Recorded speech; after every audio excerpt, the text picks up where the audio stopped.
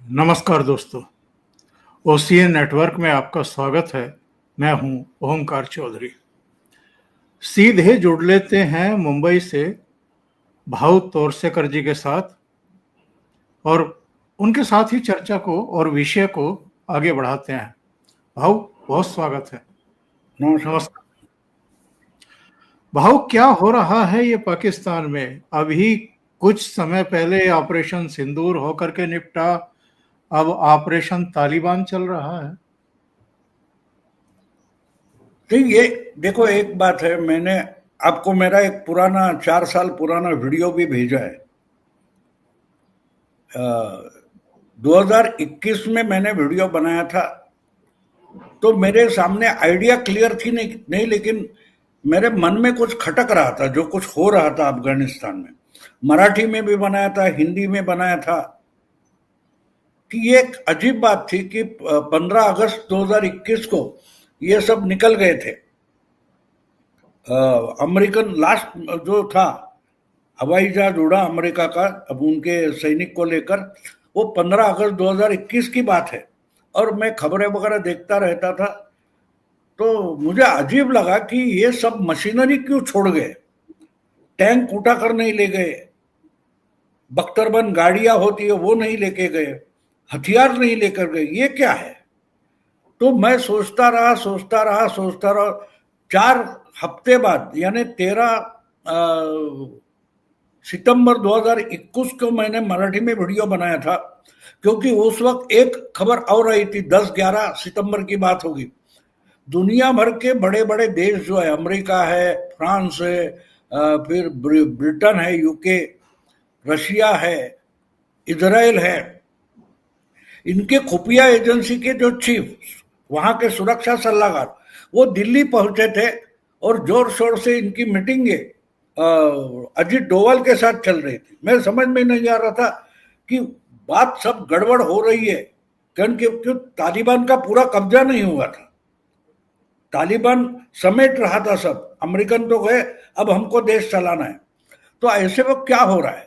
और दूसरी बात जो 4 हफ्तों से दिमाग में चल रही थी कि हथियार, गाड़ियां, ये सब औजार क्यों छोड़ गए, तो वो मैंने उस पर मैंने वीडियो बनाया था कि ये कुछ गड़बड़ है, इसमें भारत का, अजीत डोवाल का हाथ जरूर होगा।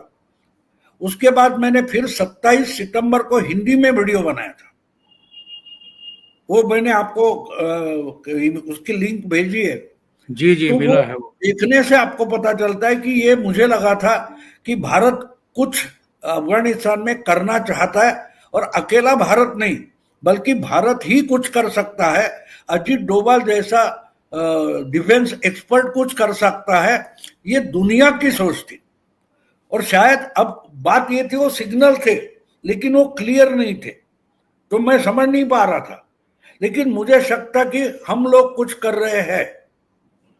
वैसे तो 15 अगस्त 2021 के 1-2 दिन पहले हमारी वहां की कॉन्सुलेट बंद कर दी गई थी, और हमारे सब डिप्लोमेट वगैरह जो थे, राजनयिक अधिकारी वगैरह, वो सब लॉक लगाकर बिल्डिंग को वापस दिल्ली आ गए थे, तो हमारा वहां कोई नहीं था।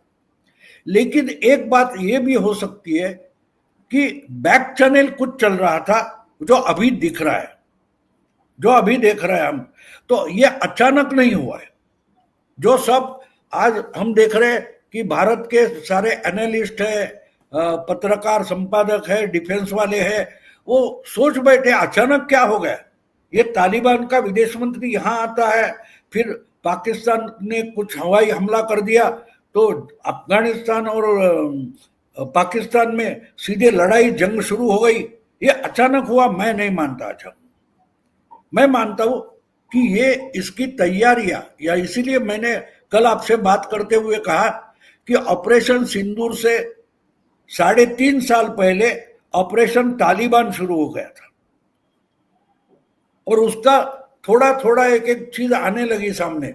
ऑपरेशन सिंदूर के कुछ 6-8 महीने पहले बलूचिस्तान में गड़बड़ शुरू हो गई।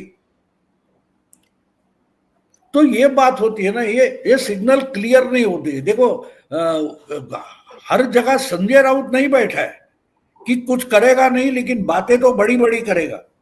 तो खुफिया एजेंसी जो काम करती है वो कभी क्या किया है बताती नहीं है, करूंगा ये बताती नहीं है, और किया तो भी बताती नहीं है। आपको आपको जो किया है उसको आपको पता चलना चाहिए। सीधी लैंग्वेज में हम जिसको ब्लैकमेल बोलते हैं, खुफिया एजेंसी का काम क्या चलता है, ब्लैकमेल जैसा होता है। जिसको दुखता है वो तो बोल सकता है, लेकिन सीधे उंगली उठाकर आप पर आरोप नहीं कर सकता, उसको खुफिया एजेंसी का काम बोलते हैं। तो ये बिल्कुल वैसा हो रहा है। आपको मालूम होगा कनाडा में हो, अमेरिका में हो, या और कहीं पाकिस्तान में हो, अलग अलग जगह पर अज्ञात लोग हमारे दुश्मनों को मारते हैं। तो ये क्या प्रेस कॉन्फ्रेंस लेकर बताने वाली बात नहीं होती? हमारे यहाँ अगर कोई आकर कुछ गड़बड़ करता है, हम उसको अरेस्ट करते हैं, हमारी पुलिस कुछ सुराग मिल गया तो उसके वहां हमारे भी लोग होंगे। अब कौन होंगे, कैसे होंगे, उसका ऑपरेशन कैसे चलता है मुझे पता नहीं, लेकिन ये जो स्टोरियां होती है वो मैंने बहुत पढ़ी है। और इसलिए मुझे उसी वक्त 4 साल पहले जब अमेरिकन लास्ट सैनिक वहां से निकल गया, तब शंका हुई थी कि कुछ तो गड़बड़ हो रही है। लेकिन और एक बात होती है, मैंने एक चाइना का 2000 साल पुराना एक क्या बोलते डिफेंस एक्सपर्ट था, सन सू करके, उसकी किताब बहुत दुनिया मानी जानी मानी किताब है, आर्ट ऑफ वॉर। उसमें उसने एक बढ़िया बात लिखी है। वो कहता है कि जो जीतने वाले योद्धा होते हैं वो पहले जीत जाते हैं, फिर जंग में कूद जाते हैं। यानी उनके दिमाग में पक्का होता है मैं जीतने वाला हूं, तो ये रिस्क ले रहा हूं, क्योंकि मैं जीतने वाला हूं, और वो जीत जाते। और हारने वाला का भी वर्णन उन्होंने किया है कि जो बिना सोचे समझे जंग में कूद जाते हैं और कूदने के बाद सोचने लगते हैं कि अब ये जंग में कैसे जीतूंगा, वो हार जाते। तो आपको फर्क समझेगा क्या है। 4 साल की मेहनत है, प्लानिंग है, उसके बाद आज तालिबान जो कर रहा है हम देख रहे हैं। तो उस वक्त की आपको 2021 की सबसे बड़ी बात की थी, शुरुआत कहां से हुई होगी? शुरुआत वहां से हुई जब हमने अफगानिस्तान को कोरोना का वैक्सीन भेजा था। तो ये बात हमें समझना जरूरी है कि कहां से कैसा शुरू होता है, और आहिस्ता आहिस्ता एक जाल बुना जाता है, नेट बुना जाता है कि भाई हमको ये करना है, वो करना है, तो कैसे करे, ये चलता रहता है। और इसके लिए जो सिग्नल आते हैं, जो खबरें आती है, उसमें ढूंढना पड़ता है। हम कूड़ेदान में कुछ लोग प्लास्टिक या कागज या बोतल ऐसा कुछ डिब्बा ढूंढते देखते। हमको अगर खबरें समझनी है तो जो कुछ हमारा यूट्यूब चैनल हो या और कोई अखबार हो, कोई न्यूज चैनल हो, हर जगह को कूड़ेदान समझो और उसमें से जो इंपॉर्टेंट चीजें उठाओ, आपको खबर समझ में आने लगती है। फिर उसका जुगाड़ करो, तो आहिस्ता आहिस्ता वो पिक्चर आपके सामने खड़ा हो जाता है। बिल्कुल सही कह रहे हैं आप भाव। लेकिन पाकिस्तान में लगातार कुछ ना कुछ घटनाएं चल ही रही हैं भाव। जैसे पिछले दिनों हमने देखा कि पीओके में बहुत जबरदस्त आंदोलन हुआ, जिसमें पाकिस्तानी सैनिकों ने, रेंजर्स ने उसको दबाने के लिए फायर तक खोल दिया था और उसमें 10-12 लोग मारे गए थे। और उधर चूंकि खैबर पख्तूनख्वा में भी, बलूचिस्तान में भी, सिंध में भी, गिलगिट में, बाल्टिस्तान में लगातार कुछ ना कुछ चल रहा था। बल्कि जो केपीके में और बलूचिस्तान में, वहां तो सैनिकों की भरी हुई बसें और जो इनके वाहन होते हैं उनको उड़ा दिया जाता है। जाफर एक्सप्रेस को वहां पर बंधक बना लिया गया था, हाईजैक कर लिया गया था, और क्या खून खराबा हुआ था सबने देखा है। तो ये अलग अलग क्षेत्रों में जो कुछ चल रहा है, इसको लेकर के वहां बैठे हुए कुछ समीक्षक और कुछ उनके मैं तो कहूंगा कि पाकिस्तानी सेना के भी कुछ दलाल किस्म के लोग हैं, वो हमेशा भारत को ब्लेम करने की कोशिश करते रहते हैं। आप इसको किस तरीके से देखते हैं? नहीं, वो ब्लेम करते वो मैं गलत नहीं मानता। अगर हम उन पर आरोप करते वो हमारे पर आरोप करेंगे, वो गलत नहीं। लेकिन एक बात है कि आपकी भी गलती है, आपकी गलती का फायदा आपका दुश्मन उठाएगा। हमारी गलतियों का फायदा पाकिस्तान उठाता रहा है, तो पाकिस्तान की गलतियां होगी तो हमारी सुरक्षा एजेंसियां उसका फायदा उठाएगी, वो मैं गलत नहीं मानता। गलत उनकी जो बयानबाजी चलती है उसको मैं वहां गलत मानता हूं कि ये उनकी गलतियां छुपाने की कोशिश करते हैं। अब देखो कि टेररिज्म को बढ़ावा दे रहे हो, ये कल भस्मासुर होकर हमको ही जला डालेगा, ये मीडिया ने बोलना चाहिए था। जब आप अजहर मसूद को छुड़वाने के लिए हमारा हवाई जहाज भारत का उठाकर दुबई से कंधार लेकर गए थे, और फिर वहां से आपने अजहर वो कौन था, अजहर, मौलाना अजहर, उसको आपने पाकिस्तान में लाया। उसने नई संगठना शुरू की जैश मोहम्मद, उसको आपने आसरा दिया, उसको फाइनेंस किया। तो वो ऐसा कौन सा प्रोडक्ट कर रहा था कि दुनिया भर एक्सपोर्ट करके पाकिस्तान के पास डॉलर आने वाले थे। तो जब ये चल रहा था तो मैं मानता हूं कि पाकिस्तान की मीडिया ने उनका कान पकड़ना चाहिए था। गलत कर रहे हो आप आग से खेल रहे हो। अगर इधर उधर हो जाए तो पूरे पाकिस्तान को ये आग लग जाएगी और हम भस्मसात हो जाएंगे। ये कहने की जिम्मेदारी पाकिस्तानी मीडिया की थी, और वो जिम्मेदारी उस मीडिया ने, वहां के जो पत्रकार, संपादक, एनालिस्ट है, उन्होंने वो जिम्मेदारी पूरी नहीं की। उसको मैं ब्लेम करूंगा। भारत पर आरोप करो, कोई बात नहीं, लेकिन जो आगे चलकर, अब देखिए 3-4 बार ओसामा बिन लादेन को पकड़ने की कोशिश सीआईए ने की थी। इसके लिए आईएसआई को साथ में लिया था, तो आईएसआई ने सीआईए के साथ दगाबाजी की। आखिर में सीआईए ने आईएसआई को भी धोखे में रखा और सीधे डायरेक्ट कार्रवाई करके वो अबोटाबाद में कार्रवाई की थी। तो ये सब जो है वो छुपाने की कोशिश आप करोगे तो छुपने वाला नहीं है, और नुकसान अगर होना है तो आपका होना है।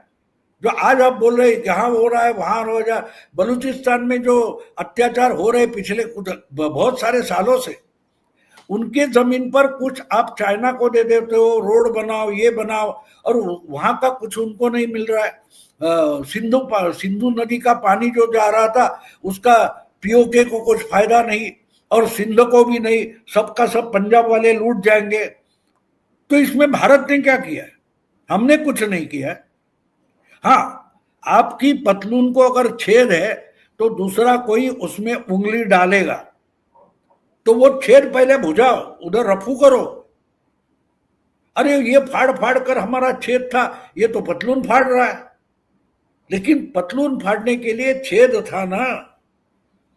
तो मैं मानता हूं कि अगर पाकिस्तानी मीडिया की, मेन स्ट्रीम मीडिया की गलती सबसे बड़ी है, वहां के चिंतक विचारवंत जो है उनकी अगर गलती है इंटेलेक्चुअल क्लास की, वो आर्मी और जो राजनेता है उनकी गलतियों पर पर्दा डालते रहे। और जब आपकी तरफ आ रहा है, तब जाके वो आसिम मुनीर है उसको गाली दे रहे, शहबाज को गाली दे रहे, या किसको। देखो, पहली बात थी कि आपने नवाज शरीफ पर आरोप रखकर आर्मी ने जिस ढंग से नवाज शरीफ को भगाया था, उसके जगह उसके और पीपल्स पार्टी को दम देकर उनके बहुत सारे लोग तोड़े और इमरान के पार्टी में जोड़ने का काम आर्मी ने किया था। इमरान की पार्टी इतनी बड़ी नहीं थी, और इमरान ओरिजिनल पॉलिटिशियन नहीं है। कम से कम नवाज शरीफ हो, जरदारी हो, या उनकी दो पार्टियां, मुस्लिम लीग या पीपल्स पार्टी, ये पॉलिटिशियंस थे। आपने उनको खत्म कर दिया आर्मी ने। तो उस वक्त आर्मी को रोकने के लिए सावधानता का इशारा, अलर्ट देने का काम मीडिया का था, वो उन्होंने किया नहीं। इंटेलेक्चुअल क्लास का था, उन्होंने किया नहीं। वो उनकी बड़ी भारी गलती है। भारत तो ये करेगा, हम ना क्यों बोलेंगे, जरूर करेंगे। अगर आप हमको दुश्मन मानते हो तो हम आपको दुश्मन मानेंगे, और आपने जो आज तक हरकतें की है उसका बदला लेने के लिए हम कुछ ना कुछ तो करेंगे। हम वो ब्लेम का मैं इनकार नहीं करता, आरोप मैं मानता हूं। सवाल ये है कि आप हमको इसके लिए संभावना खड़ी करके क्यों देते हो ऑन प्लेट? भाव जो कुछ इस समय चल रहा है, आपने जो शुरुआती आपका वक्तव्य था उसमें अजीत डोभाल का जिक्र किया, और जब मेरी आपसे फोन पर बात हो रही थी तो मैंने आपको बताया था कि शायद अमेरिका के ही किसी बड़े अधिकारी ने अजीत डोभाल के बारे में एक टिप्पणी की थी कि ये सिर्फ दुनिया के लिए नहीं, भारत के लिए नहीं, पूरी दुनिया के लिए एक एसेट्स हैं। तो अभी मैं सर्च कर रहा था शो में बैठने से पहले, तो ये एक प्रोग्राम में डोभाल साहब भी थे और तब के अमेरिका के जो राजदूत थे गर्सेटी, वो बोल रहे थे। तो मैं ऑडियो सुनवा देता हूं, एजेंसी का है, वो कॉपीराइट का इशू हो जाता है। उन्होंने क्या कहा था डोभाल साहब के बारे में, जरा वो सुने। When I look at the digital payments and financial tech, that India has leapfrogged the world to take the Tiwala who is in a village and now she gets a payment from a phone, make sure that she gets direct payments from the government, 100% of each one of those rupees. Or our National Renewable Energy Laboratory that was just here talking to states and local governments about the way we can use supercomputer power to run the simulations we need to make sure we can have 100% carbon-free power that is reliable and affordable. This is what this is about. Not just categories of work, but technology that protects, technology that connects, and technology that heals. You see, technology without values is meaningless. And values without technology is powerless. What I said is doing is bringing those two things together. I recently had a dinner with a bunch of multi-faith leaders here in India. We had Hindu and Sikh and Jain and Muslim and Christian leaders, Buddhist leaders. And one of them said, we hear all this talk about 4G and 5G, even 6G. But they said, here in India, we have something even more powerful than that. Guruji. And so underneath that, there actually was a comment that when we bring our values to this work and our intelligence to this work, we are an unstoppable force for good in our countries, for good in our world. So let's seize that model. Let's reach beyond our grasp, and let's make ISET a reality. Thank you. और अजीत डोभाल को इसी programme में विश्व की संपत्ति बताना, ये cover भी किया था नवभारत टाइम्स ने। इसमें कहा था कि उत्तराखंड के गांव का लड़का आज दुनिया की संपत्ति बन गया है। डोभाल के फैन हुए अमेरिकी राजदूत। डिटेल इसमें रिपोर्ट छपी हुई है। तो ये एक्चुअल में कितनी बड़ी बात है कि अमेरिका जैसा देश का राजदूत दिल्ली में खड़ा होकर के अजीत डोभाल की प्रशस्ति करता है। वाकई एक एसेट हैं भारत के लिए भी, और अब तो कह सकते हैं कि दुनिया भर के देशों के लिए। जैसा आपने भी कहा था कि कई देशों के उस समय राष्ट्रीय सुरक्षा सलाहकार और विदेश मंत्रालय, रक्षा मंत्रालय से जुड़े हुए अधिकारी आकर के डोभाल से मिले थे। बिल्कुल है। देखो ये क्या बोल गए, ये हमें अगर समझना है ना तो हमें पूरा का पूरा मेंटली इंडियन होना पड़ता है। ये क्या बोल रहे हैं गुरुजी, बिल्कुल ठीक है। अब चाणक्य किसका गुरुजी था? चाणक्य किसका गुरुजी था? एक सामान्य घर के युवा को उन्होंने चंद्रगुप्त मौर्य बनाया, वो गुरुजी थे। और गुरुजी को अपनी पर्सनल आकांक्षा, महत्वाकांक्षा नहीं थी,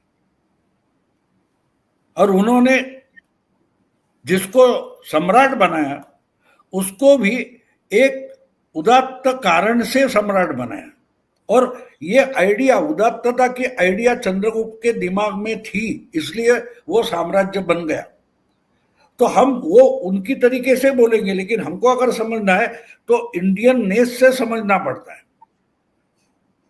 इंडियन नेस समझना पड़ता है इसमें कि डोभाल का इसमें पर्सनल लाभ क्या है, मुझे बोलिए। कुछ भी नहीं, कुछ भी नहीं।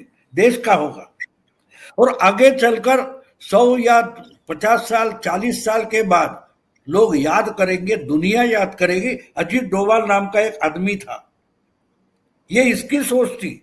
आज की वर्ल्ड ऑर्डर उसकी सोच थी, जो मोदी ने करके दिखाई। समझे आप, चाणक्य और चंद्रगुप्त का रिश्ता जो है वो हमें दिखाई दे रहा है, और दोनों में कोई एक दूसरे से कंपटीशन नहीं है कि भाई तुम ये बने हो, मुझे मिनिस्टर का दर्जा दिया ही नहीं दिया।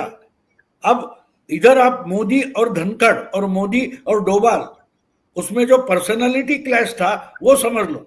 मोदी की तरफ से कुछ भी नहीं था, लेकिन जिसकी औकात नहीं होती, अगर वो उस पद पर आकर बैठेगा तो उसको बाकी शिष्टाचार प्रोटोकॉल याद आ जाते हैं। ये बड़ा फर्क होता है, बड़ा फर्क होता है। तो इसलिए ये सब आज पाकिस्तान में दिखाई दे रहा है। मुझे याद है, मैंने अजीत डोभाल का मुंबई में पोद्दार कॉलेज में एक लेक्चर था, मैं 12-15 साल पहले की बात है, तो उन्होंने बोल दिया था अगर दूसरा मुंबई हो गया तो पाकिस्तान दुनिया के नक्शे से हट जाएगा। ये 15 साल पहले बोला था, जब वो इंसान किसी भी ओहदे पर नहीं था। मोदी जी प्रधानमंत्री बनने की कोई दूर दूर तक संभावना नहीं दिखाई दे रही थी, तब उन्होंने पोद्दार कॉलेज में मुंबई में बोला था अनदर मुंबई एंड पाकिस्तान दुनिया की नक्शे से हट जाएगा। और आज करके दिखा, उसका कॉन्फिडेंस देखो, उसका कॉन्फिडेंस देखो। तो ऐसे लोग जहां होते हैं, ऐसे लोगों को ढूंढ ढूंढ कर अगर मोदी जी साथ ला रहे हैं तो क्या कर रहे हैं, ये राहुल वगैरह के दिमाग में आ ही नहीं सकता, समझ भी नहीं सकता। और दूसरी बात ये है कि ये समझ, देखो एक बात होती है, मैं मेरा एक आप खुद का एक एग्जांपल देता हूं। मैं एक ऑफिस में काम कर रहा था और वहां एक लिफ्ट थी, चौथे माले पर, चौथी मंजिल पर उसका ऑफिस था। तो मैं कुछ था, मुझे नीचे जाना था, तो कोई आया था ऑफिस में और मैंने लिफ्ट में गया और बटन दबाया, अरे तो हिलता ही नहीं। वो पुराने जमाने की इमारत है, लिफ्ट भी पुराने जमाने का था। तो हमारी जो आदत होती है, हम अंदर का बाहर का दरवाजा फिर से ठीक करते हैं, जोर से धक्का मार कर लगाते हैं, ये सब कर रहा था, लेकिन लिफ्ट हिल ही नहीं रही थी। मेरी समझ में नहीं आ रहा साला क्या गड़बड़ है। ये मैं बुद्धिजीवी हूं ना, इसलिए मैं मूर्ख कैसे था उसका उदाहरण दे रहा। 2-3 मिनट ये सब चलता रहा, आखिर में मतलब मरने दो साला। मैं लिफ्ट से बाहर निकला, आकर बैठ गया, प्यून को बोला अरे यार पानी पिला जा रहा, पानी वानी पिया और वापस गया। लिफ्ट वही थी, मैं लिफ्ट में गया, बटन दबाया, लिफ्ट नीचे जाने लगी। मैं परेशान हो गया, अरे 1-2-4 मिनट पहले कोई था। तो अचानक मेरे दिमाग में आइडिया आया और मैंने देखा मैंने हाथ कहाँ रखा है, तो मैंने जी यानी ग्राउंड लेवल पर हाथ रखा था। और तब मेरे समझ में आया कि मैं चौथे मंजिल पर था और 4 नंबर का ही बटन दबा रहा था, लेकिन मशीन गलत होगा, मैं नहीं। मैं तो बुद्धिजीवी हूं, ईवीएम गलत होता है। ईवीएम गलत क्यों होता है? क्योंकि मैं बुद्धिजीवी हूं, समझे आप। मैं औरों का नहीं, मेरा एग्जाम्पल दे रहा हूं। लेकिन जो गलती हो रही थी वो मैंने समझने की कोशिश की। तो ये जो बदलाव हो रहे ये इनके दिमाग में नहीं आते, यहाँ के नहीं आते, वहां के नहीं आते। वो तो आज भी मोहम्मद पैगंबर के जमाने में जीना चाहते, वहां मुसलमान है, हमारे में जज्बा है, ये है, वो हमारा भाई है, वो हमारा भाई है। अरे वो तुमको कुत्ते की दुम भी नहीं मानते। क्या हुआ, एग्रीमेंट करके बैठे थे सऊदी के साथ, अफगानिस्तान ने हमला किया, आया सऊदी इनके मदद को? नहीं आया। और कौन सा मुस्लिम नेटो बनाया था, वो कहां गया जब अब अफगानिस्तान हम पर हमला कर रहा है? और ये समझ नहीं पा रहे। अरे जिस समय कोरोना के समय अगर भारत ने उनको वैक्सीन दिया है, अपना बनाया हुआ, फ्री दिया है, उसके बाद बहुत सारी मदद की है, तो ये वो मदद भूलकर आपके साथ आ जाएगा? बिल्कुल नहीं आएगा। अरे जानवर भी, रास्ते पर पड़ा हुआ छोटा कुत्ता या कुत्ता एक्सीडेंट हुआ है, अगर हम उनकी सेवा करते तो वो घर से जाना नहीं चाहता। हमारे घर में, घर दरवाजे के बाहर पड़ा रहता है। मैं इंसानियत की नहीं बात कर रहा हूं, मैं सजीव सृष्टि की बात कर रहा हूं। बिल्कुल। आप जिसकी सेवा करोगे, जिसकी मदद करोगे, वो उसी तरीके से रिएक्ट होता है। आपने सोचा कि चलो अमेरिका गया तो यह हमारा 5वां सूबा हो जाएगा, यानी आपके दिमाग में क्या था? अफगानिस्तान नहीं था, आपके दिमाग में था कि जैसे बलूचिस्तान जबरदस्ती कब्जा किया, 2 पिस्तौल लगाए गए AK-47, अफगानिस्तान हमारा 5वां सूबा हो गया। यह आपकी सोच थी। लेकिन उस वक्त आपने सोचना चाहिए था, पाकिस्तान ने, कि भाई अगर इसने सोवियत यूनियन को हराया है, सोवियत यूनियन का साम्राज्य तोड़कर दिखाया, अमेरिका को भगाया है, तो हम किस खेत की मूली है, ये दिमाग ठिकाने पर आता। लेकिन सोचने को समय का है, हमारे में जज्बा है। जज्बा तो संजय राउत में भी है, जज्बा तो राहुल गांधी में भी है। होता क्या है? कुछ नहीं। तो इसलिए आज पाकिस्तान की हालत इतनी बुरी है कि समझो किसी ऊंचाई से 5 मंजिला या 10 मंजिला बिल्डिंग पर से एक सामान भरी बैग गिर गई है, और सामान यहां वहां जो बिखरा है, अगर वो सामान बिखरा है और आप भी ऊपर से गिरे हैं, तो आप उठकर अपने पैरों पर खड़े नहीं हो सकते, सामान समेटना तो दूर की बात है। ये आज पाकिस्तान की हालत है, ये हालत है। बिल्कुल सही कह रहे हैं भाव। और होने क्या वाला है इसका पाकिस्तान नहीं, का? एक बात और बता दूं आपको, वो जो सामान बिखरा हुआ है और मुझे उठकर खड़ा भी नहीं हो पा रहा हूं, और कोई कुत्ता आ गया, कोई बिल्ली आ गई, कोई छोटा भिखारी आ गया और वो सामान उठाएगा तो ए तेरे को मारूंगा, ए तेरे को मारूंगा। अरे तू उठकर पैरों पर खड़ा हो, फिर मारना उसको। तब तक तो वो उठा के सामान लेके जाता है और तुम कुछ नहीं कर पाते। बिल्कुल इसी हालत में पाकिस्तान है, जोर शोर से धमका रहा है, लेकिन हाथ उठाने की ताकत नहीं, उठकर बैठने की ताकत नहीं, खड़ा होने की ताकत नहीं है, धमकाना जारी है। इसको बोलते हैं पाकिस्तान। भाऊ, यहाँ के कुछ कथित बुद्धिजीवियों के बयान में सुन रहा था, जब ये तालिबान के विदेश मंत्री मुत्तकी आए हुए हैं उसको लेकर के, और जिस तरीके से टॉक्स हुई हैं एस जयशंकर के साथ उनकी, फिर वो देवबंद गए हैं, दारुल उलूम, वहाँ भी कुछ लोगों से उनकी मुलाकातें हुई हैं। इसको लेकर के जावेद अख्तर का भी एक बयान देख रहा था, कुछ दूसरे लोगों का भी। जावेद अख्तर कह रहे हैं कि मेरा सिर जो है शर्म से झुक गया कि आप तालिबान सरकार के विदेश मंत्री का यहाँ स्वागत कर रहे हैं। ये वो लोग हैं एक्चुअल में जो 1998-99 की उस घटना और उस तालिबान को इन तालिबान में देख रहे हैं।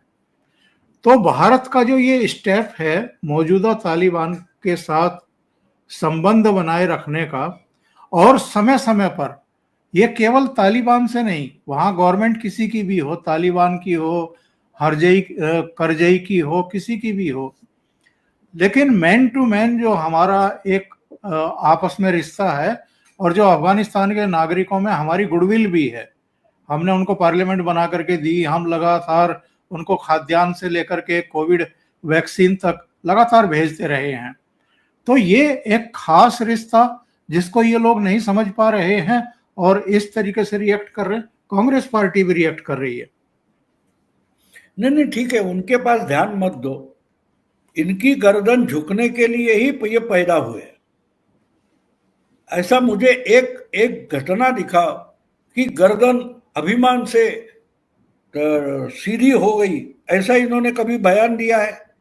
ये बार बार, कठुआ में कुछ हुआ इनकी गर्दन झुक गई, इधर ये हुआ इनकी गर्दन झुक गई। तो ये अगर शर्माने के लिए ही पैदा हुए हैं, तो उनकी तरफ हम मुड़कर भी क्यों देखें? जिनको अभिमान, स्वाभिमान, अपमान, इसमें फर्क महसूस नहीं होता, तो इनके बारे में बातें ही करना जरूरी नहीं। ये फुल्ली निगेटिव लोग हैं, और निगेटिव होना ही बुद्धिजीवी होता है, ऐसा इन्होंने मान लिया है। तो हम करें तो क्या करें? ना इनको हम समझा सकते हैं, ना इनकी बातें हम समझ सकते। तो उनकी बात छोड़ दो, उनके पास ध्यान मत दो। इससे भी अच्छा है कि हमको देखने के लिए बहुत कुछ है, अच्छी चीजें है, सामने बहुत कुछ अच्छी चीजें है। मैंने बार बार मैं वो योगी आदित्यनाथ के बयान के सराहना करता हूँ। उन्होंने बोला था ना कि उधर कुंभ में बहुत कुछ थोड़ी इधर उधर गड़बड़ हो गई, तो बोले हाँ ठीक है, सुअर है उसको खिचड़ी दिखाई देगा, भक्त आएगा उसको गंगा जल दिखेगा। गीत ये जो क्या बोलते हैं आप, गिद्ध बोलते हैं, उसको तो मरे हुए मुर्दे ही दिखाई देंगे। तो क्या करें? तो इनके पास ध्यान देने की जरूरत नहीं है। हाँ, ये आज तक की क्या था कि इन्होंने मीडिया को कवर करके रखा था। अब कल परसों की बात है, हमारे यहाँ मराठी सोशल मीडिया में बहुत बड़ा बवाल हो गया। शोभा डे इनकी ही कैटेगरी की है। जी जी। ये आदित्य ठाकरे के साथ गोरेगांव में आर्य कॉलोनी के पास खड़ी हुई थी। We don't want metro, we want क्या पोलराइजेशन नहीं चाहिए, एनवायरमेंट चाहिए। और वही बेशरम औरत कल परसों जब अंडरग्राउंड मेट्रो का उद्घाटन हुआ तो उसमें जाकर फोटो निकालती और सोशल मीडिया पे जाते, हुर्रे मेट्रो इज हियर। तो ये बेशरम होते हैं। ऐसे लोग हमारे देश में पैदा होते हैं, इसलिए हमारी गर्दन से झुक जानी चाहिए। हमें शर्म किसी जावेद अख्तर का या शोभा डे, ऐसे राजीव सरदेसाई, ऐसे लोगों का नाम लेने से हमारी गर्दन शर्म से झुकनी चाहिए, क्योंकि ये हमारे लिए कलंक है, कलंक है हमारे लिए। जिनको अच्छी बातें वो देख नहीं पाते, और देखे तो उसमें भी गलतियां ढूंढना शुरू कर देते हैं। तो छोड़ दो, उनको मत देखो। देखो गारसेटी आकर इतना अच्छा बयान आपको दे रहा है, आपने मुझे दिखाया, अपने दर्शकों को दिखाया, उसमें ये गंदगी लाते हुई क्यों? इनको देखना बंद करो। मैंने मेरे इसमें कमेंट इसीलिए बंद रखे कि वो गंदगी मुझे नहीं चाहिए। अच्छा ना लिखो तो कोई बात नहीं। जो मैं मानता हूं ना कि हमने मास्क क्यों लगाते थे कोरोना में, कोरोना में सोशल डिस्टेंस क्यों था, कि गंदगी ना आए, हमारे रिश्तेदार आए, हम पर प्यार करने वाले, हमसे प्यार करने वाले लोग हमको जरूरी चाहिए थे, लेकिन मुंह पर मास्क था और डिस्टेंस जरूरी था। वो ऐसे लोगों से सोशल डिस्टेंस जरूरी है। ये मेंटली बुद्धि बौद्धिक लेवल पर ये कोरोना के ही वायरस है, वो अच्छा नहीं देख पाते। अच्छा, कोरोना का वायरस क्या होता है? कोई भी वायरस क्या होता है? वायरस वो होता है, वो खुद कुछ पैदा नहीं करता, वो आपकी जीव पेशी मांसपेशी लेकर उससे और वायरस जनरेट करता है। तो उनसे दूर रहो, उनसे दूर रहो। अपने आप अब सुदृढ़ रहेंगे, स्वस्थ रहोगे और तरक्की करोगे। मैं इनके पास ध्यान देता नहीं। भाव एक और विषय है, उस पर जरा डिस्कशन करें। आज डोनाल्ड ट्रंप का बयान सुर्खियां बना हुआ है। ट्रंप ने फिर एक ऐसा बयान दिया है जिसको लेकर के कांग्रेस पार्टी, राहुल गांधी, इनकी राजनीति शुरू हो गई है। उन्होंने कहा है कि हमारे जो नए राजदूत गए हैं, सर्जियो गोर, उन्होंने प्रधानमंत्री नरेंद्र मोदी से मुलाकात की है। मोदी जी ने उनसे कहा कि मैं डोनाल्ड ट्रंप से प्यार करता हूं। उन्होंने साथ में यह दावा भी कर दिया कि भारत रूस से तेल लेना बंद करेगा। डोनाल्ड ट्रंप इतने झूठ बोल चुके हैं, अगर कोई संतुलित व्यक्ति हो तो उनके किसी भी बयान, किसी भी दावे पर यकीन नहीं करेगा, सहज तौर पर तो करेगा ही नहीं। वो पुतिन के बारे में बहुत झूठ बोल चुके, वो कई वॉर रुकवाने के मामले में, वो जो नोबेल पीस प्राइज देती है उसकी आंखों में धूल झोंकने के लिए 40 बार ये कह चुके कि भारत और पाकिस्तान का सीज फायर मैंने कराया, तमाम तरह की बातें कह चुके हैं। लेकिन कांग्रेस वालों को बहुत यकीन है कि जो डोनाल्ड ट्रंप कह देंगे वो पत्थर की लकीर है। इतना बड़ा विश्वास ट्रंप के ऊपर इनका। उनका खुद पर नहीं होता, उनका दूसरों पर विश्वास होता है। उनका खुद पर विश्वास कहाँ है? और उनके दिमाग में अगर मोदी के लिए बहुत बड़ा नफरत और तिरस्कार है तो उसको गाली देगा वो, उनको सच लगेगा, वो उसको टूट पड़ेंगे वो। और क्या है उस पर? हमने पिछले 10 सालों से इसी पर चर्चा कर रहे कि भाई सुअर है वो कीचड़ में क्यों जा रहा है, कीचड़ में क्यों जा रहा है, कीचड़ में क्यों जा रहा है? तो वो सुअर है ये समझ लो। मैं ऐसे ही आप जैसे बात कर रहे वैसे करता था। तो मेरा एक दोस्त है तो एक दिन अच्छा दोस्त था, अभी जिंदा नहीं है, वो गुस्सा हो गया।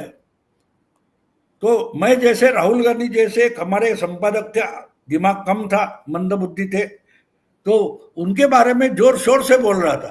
तो वो दोस्त मेरा बोला, सोपारकर नाम था उसका, बोला तू गधा है। मैंने बोला मैंने क्या गलती उसकी है। बोला बिल्कुल गलती उसकी है, लेकिन गधा तू है। तो मैंने बोला क्यों? तू बैल का दूध निकाल रहा है, वो बैल है वो मान ले, दूध नहीं निकलेगा। हम कांग्रेस को बैल मान ले, गधा मान ले, तो काम खत्म हो जाता है ना। ये गलत ही सोचेंगे। इसीलिए मैं बोलता हूं ना, मुझे एक किसी इंटरव्यू में पूछा था कि क्या मोदी किसी को भी नहीं डरेंगे, मोदी कभी भी नहीं डरेंगे? मैंने बोला बिल्कुल डरेंगे, मोदी बिल्कुल डरेंगे। तो बोला कैसे? जिस दिन राजदीप सरदेसाई, बरखा दत्त वगैरह लोग उनकी सराहना करने लगे, गुणगान करने लगे, मोदी की नींद उड़ जाएगी, यार क्या गलती कर रहा हो, समझे आप? तो ये बात होती है कि राहुल गांधी या उनके जैसे लोग अच्छा स्विमिंग पूल है वहां तैरना शुरू कर देंगे तो मुझे शक होगा कुछ तो गड़बड़ है। या तो ये स्विमिंग पूल नहीं है, या तो ये राहुल गांधी नहीं है। क्योंकि जिनको कीचड़ में ही नहाना अच्छा लगता है वो यही करेंगे। अब उनके लिए कीचड़ जो प्रोवाइड करेगा वो उनकी पसंद होगी। इससे ज्यादा उसका विश्लेषण करने की जरूरत ही नहीं है। वो नफरत में डूबे हैं। अब जो नफरत करने को ही मोहब्बत की दुकान बताते हैं, जो दुकान नहीं चली वो उनको अभी तक पता नहीं चला है कि मैं बेच रहा वो तो नफरत थी, इसलिए दुकान बंद करनी पड़ी। ये भी जिनको समझ में नहीं आ रहा है तो उन पर चर्चा करे तो क्यों करे, उससे भी अच्छे लोग हैं। और जो अच्छी चीजें हैं वो ढूंढते हैं ना। वो गारसेटी आपने ही बोला कि उन्होंने डाकर, जिस पर हम चर्चा नहीं करते वो डोभाल पर वो चर्चा कर रहा है। बिल्कुल, तो वो फर्क होता है। अब देखिए इन्होंने क्या लिखा है। इनका बयान जो है, ये लिखते हैं कि पीएम मोदी ट्रंप से डरते हैं।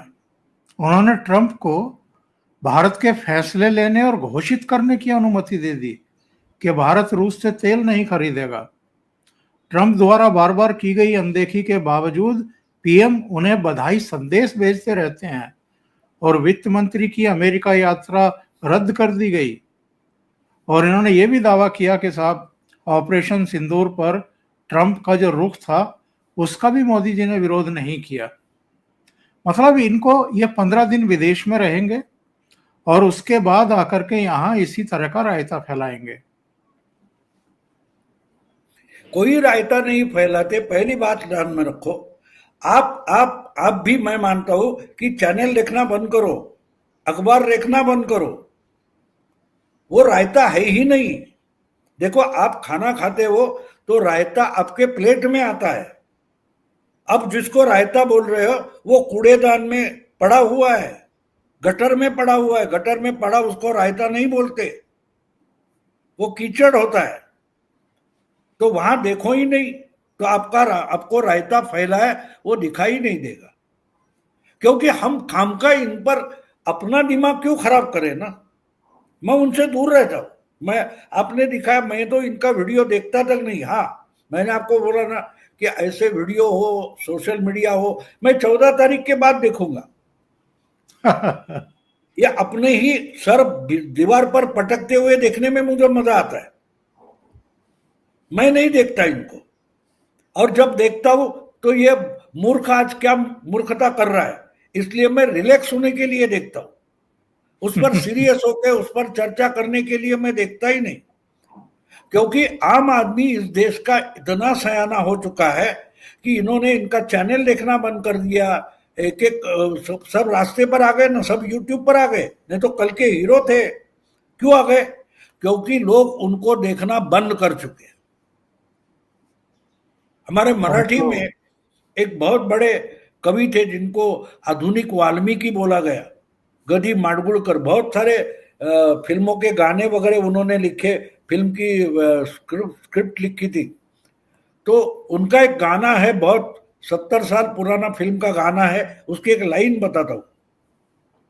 उम्बरातले कीड़े मकोड़े उम्बरी करती लीला। जो औदुम्बर का पेड़ होता है, उसका जो फल होता है, वो फल पकने के बाद अगर खोलते हैं तो उसमें से कुछ कीड़े मकोड़े निकल आते। जी जी। लेकिन वो जो बंद होता है, ये सब राहुल गांधी वगैरह उस फल के अंदर के कीड़े मकोड़े हैं, और उसमें वो जो लीला करते हैं, उनको लगता है हम दुनिया के राजा हैं, लेकिन उनकी दुनिया कितनी छोटी है देखो। तो उम्बरातले कीड़े मकोड़े उम्बरी करीती लीला, यानी उसके अंदर ही उनकी दुनिया समेटी हुई है।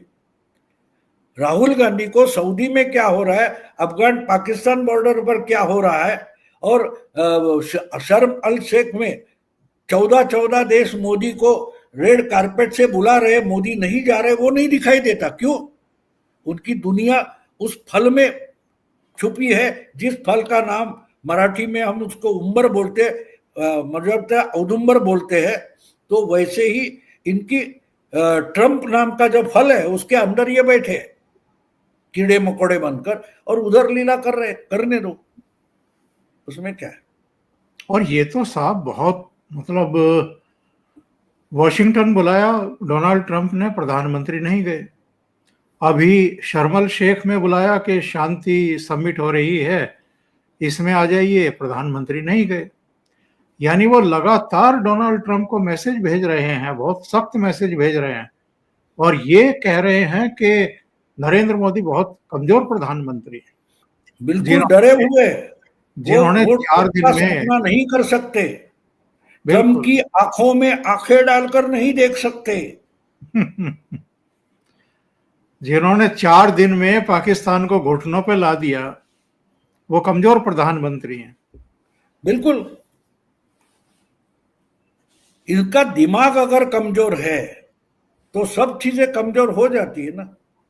तो उसको वैसा ही छोड़ो, उसको जिंदगी खुशी में जीने दो कि भैया तुम तो जीत गए, जीत जाओ। सूरत है जानी पहचानी, दुनिया वालों को हैरानी। राज कपूर के फिल्म का गीत याद करो।